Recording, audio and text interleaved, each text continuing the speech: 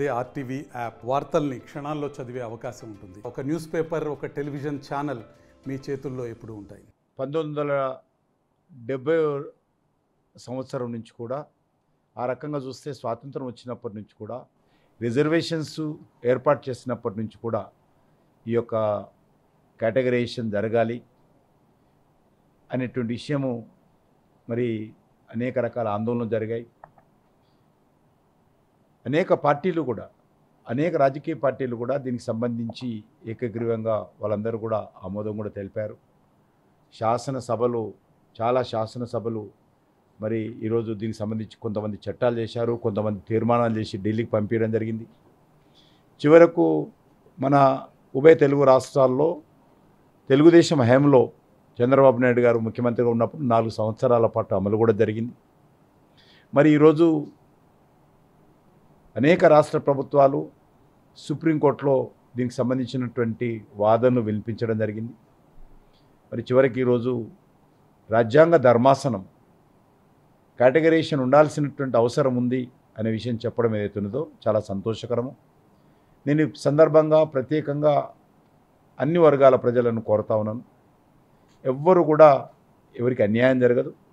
ఏ జనాభా ప్రాతిపదికన వాళ్లకు ఈ యొక్క రిజర్వేషన్ ఫలాలు అందుతాయి. డాక్టర్ బాబాసాహెబ్ అంబేద్కర్ కూడా అదే కోరాడు. ఆ ప్రాతిపదికనే ఈ యొక్క ఏబిసిడి వర్గీకరణ జరుగుతుంది. ఏ రాష్ట్రంలో ఎంత జనాభా ఉందో ఆ జనాభా ప్రాతిపదికన రిజర్వేషన్ అందుతాయి ఫలాలు. కాబట్టి మనకు తెలుసు, ప్రధానమంత్రి గారు స్వయంగా హైదరాబాద్కు వచ్చి దీనికి సంబంధించినటువంటి ప్రకటన కూడా వారు కూడా సానుకూలంగా చేశారు. ఈరోజు అనేకమైనటువంటి న్యాయవాదులు తమ వాదనలు వినిపించారు ఆయా ప్రభుత్వాల తరఫున. కాబట్టి చివరికి ఈరోజు మరి రాజ్యాంగ ధర్మాసనం తీర్పునివ్వడము, కేటగరైజేషన్ ఉండాలి అనేటువంటి తీర్పునివ్వడం అనేటువంటిది చాలా ఒక చరిత్రాత్మకమైనటువంటి తీర్పు. నేను ఈ తీర్పును స్వాగతం పలుకుతా ఉన్నాను. అన్ని వర్గాల ప్రజలు కూడా ఎవ్వరికీ అన్యాయం జరగదు. వాళ్ళ జనాభా ప్రాతిపదికన ఈ ప్రభుత్వ ఫలాలు అందుతాయి. కాబట్టి దీన్ని అందరూ స్వాగతం పలకాల్సిందిగా, అన్నదమ్ముల్లాగా భవిష్యత్తులో కలిసి ఉండి మన దళితుల హక్కుల కోసం మరిన్ని ఇతర విషయాలలో కూడా కలిసికట్టుగా ముందుకు వెళ్లాల్సిందిగా నేను దళిత సామాజిక వర్గానికి సంబంధించినటువంటి అన్ని వర్గాల ప్రజలను కోరుతా ఉన్నాను.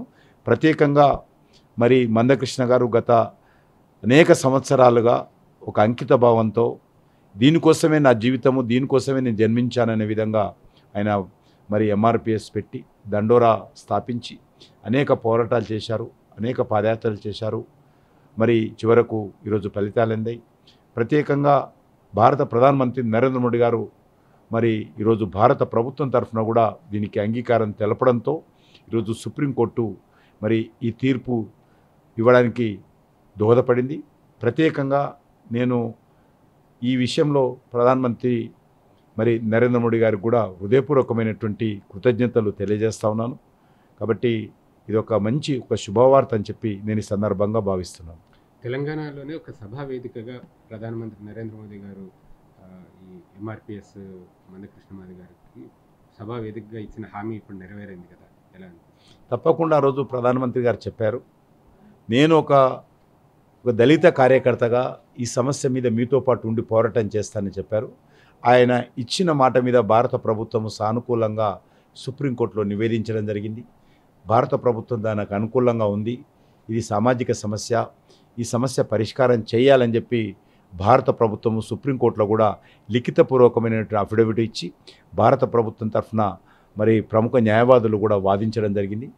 ఆ కారణంగానే ఈరోజు ఈ యొక్క తీర్పు వెలువడిందని చెప్పి నేను భావిస్తూ ఉన్నాను. ఈ రిజర్వేషన్ల స్ఫూర్తి అసలు రాజ్యాంగం ఇప్పుడు అమలవుతుంది అన్నట్టుగా కూడా కొంతమంది తమ రియాక్షన్స్లో చెప్తున్నారు. అంటే ఇంతకాలంగా ఆ రిజర్వేషన్ ఫలాలు కొందరికే దక్కడం వల్ల చాలా వర్గాలు దానివల్ల బెనిఫిట్ పొందలేకపోయాము, ఇక నుంచి అందరికీ సమన్యాయం దక్కుతుంది అన్న మా భారతీయ జనతా, మీరు అన్నది కూడా వాస్తవం. భారతీయ జనతా పార్టీ కూడా మాది ఒక సిద్ధాంతం ఉంది.